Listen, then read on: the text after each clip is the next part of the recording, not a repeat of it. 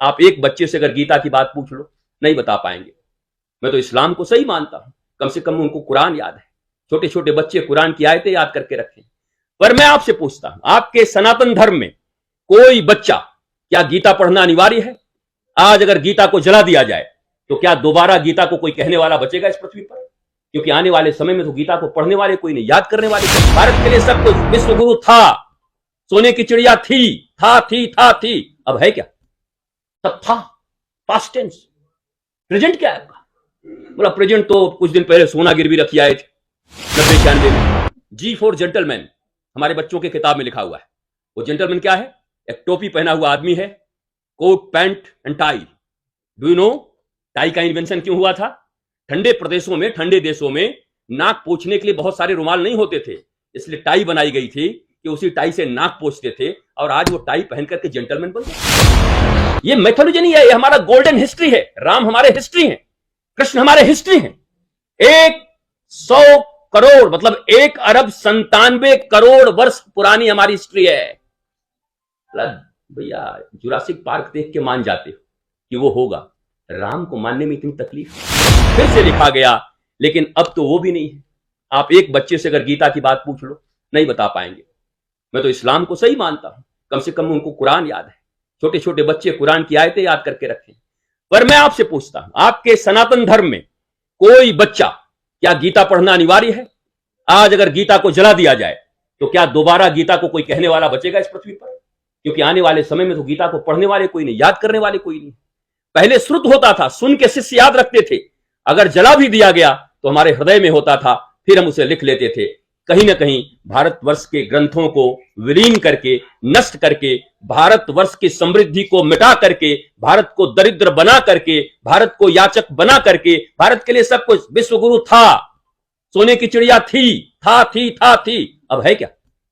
सब था, past tense. Present क्या है आपका? बोला प्रेजेंट तो कुछ दिन पहले सोना गिरवी रखी आए थे 90-91 में। प्रेजेंट तो इतना हमारा अच्छा था। प्रेजेंट क्या है? था से कुछ नहीं होता, था से सीख सकते हैं। और वो इसलिए था कि हम अपने शास्त्र, हम अपने गुरु परंपरा और गुरुकुल परंपरा के ऊपर चलते थे। गुरुकुल परंपरा एक ऐसी परंपरा है जिस गुरुकुल से बच्चे निकलते हैं वो नौकरी मांगते नहीं, बल्कि सैकड़ों विदेशियों को नौकरी देते हैं। उस गुरुकुल को नष्ट किया गया यहां पर, इसीलिए। और आज नौकरी की समस्या खड़ी। इस दुनिया में मनुष्य नौकर बनने के लिए नहीं आया है। नौकरी शब्द ही कितना खतरनाक है, जरा देखो। अरे नौकरी चाहिए, अरे नौकर बनने के लिए इतना परेशान क्यों हो? परमात्मा के अंश हो, ईश्वर अंश, जीव अविनाशी, चेतन अमल, सहज सुख राशि, मालिक क्यों नहीं बनना चाहते? क्योंकि उस आध्यात्म से हमें मिटा दिया गया। विगत आने वाले 7 दिनों तक हमारे कौन सा जगह है, पैलेस, मुझे याद नहीं, हाँ जी, नंदन पैलेस में हनुमान जी के ऊपर, राम जी के ऊपर, कृष्ण के ऊपर, शिव के ऊपर हमारे आध्यात्मिक जो चरित्र हैं, हम जिन्हें भगवान कहते हैं, हम जिन्हें भक्त कहते हैं, हम केवल कैरेक्टर मानते हैं, माइथोलॉजी कह के बच्चे छोड़ देते हैं। मिथ शब्द ग्रीक से आया है, ये हमारा शब्द नहीं है। मिथ, माइथोलॉजी, ये माइथोलॉजी नहीं है, ये हमारा गोल्डन हिस्ट्री है। राम हमारे हिस्ट्री है, कृष्ण हमारे हिस्ट्री है।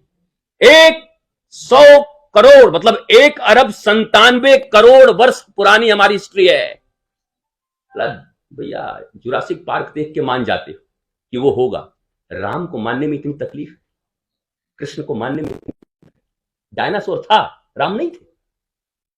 क्या क्या क्या पढ़ाया जा रहा है? आप जरा सोचो, अगर हम आप नई जगह, आप पत्रकार हैं, लोकतंत्र के चौथे स्तंभ हैं, और आप ही वर्तमान विश्व में सबसे ज्यादा ताकतवर हैं।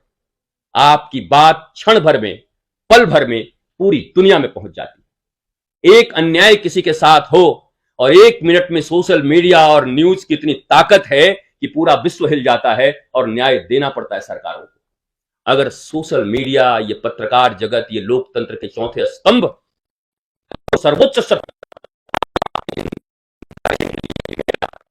प्रसिद्धि के लिए धर्म में लोग सिद्ध होते थे, अब प्रसिद्ध होना चाहते। सिद्धि और प्रसिद्धि में बड़ा अंतर है। अगर आप सिद्ध हैं तो प्रसिद्धि आपका पीछा करेगी, अगर आप केवल प्रसिद्ध होना चाहते हैं तो सिद्धि आपको छोड़ देगी। खैर, मैं यहां प्रवचन करने नहीं आया। प्रवचन का जगह नंदन पैलेस है।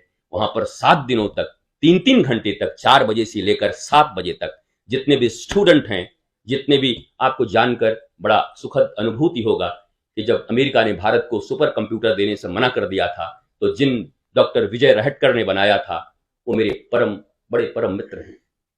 हम एक जगह जब मिले पुणे में, उन्होंने मुझे सुना तो उन्होंने कहा मैंने सुपर कंप्यूटर तो जरूर बनाया, पर आज पहली बार वृंदावन से आए किसी सन्यासी को सुनकर लग रहा है कि भारत की ताकत सुपर कंप्यूटर नहीं, भारत की ताकत सच्चा अध्यात्म है और सच्चे ऋषि हैं। वो विजय रहटकर साहब। इस दुनिया में सबको अध्यात्म चाहिए, बस कर्म कांड से हटाकर रियल नॉलेज की तरफ ले जाएं। 2 + 2 = 4, इज इट नॉलेज? नो, ये information. But who am I, why I am here, what I am doing? जब तक मनुष्य ये नहीं जानता तब तक उसके जीवन में अशांति बनी रहेगी।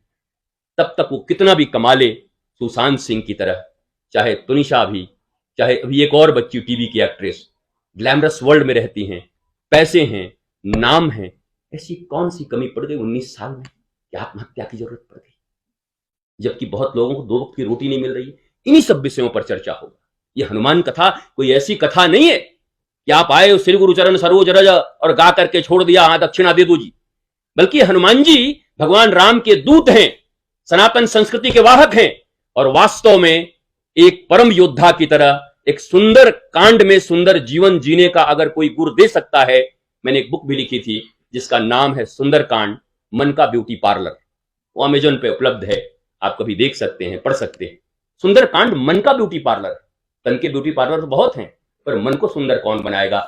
इन्हीं सब विषयों पर निरंतर 7 दिनों तक 3-3 घंटे धारा प्रवाह आध्यात्म के ऊपर चर्चा होगी, जो विज्ञान के माध्यम से, संस्कार चैनल, शुभ चैनल इत्यादि के माध्यम से देश विदेश में करोड़ों लोग देखेंगे भी। लेकिन रांची के लोगों के लिए, झारखंड के लोगों के लिए ये सौभाग्य है, प्रश्नोत्तरी करके उनके मन में जो शंकाएं होंगी वो पूछकर वो उसका लाभ उठा सकते हैं। 7 दिनों तक ये भगवत की भगीरथी धारा यहां बहेगी।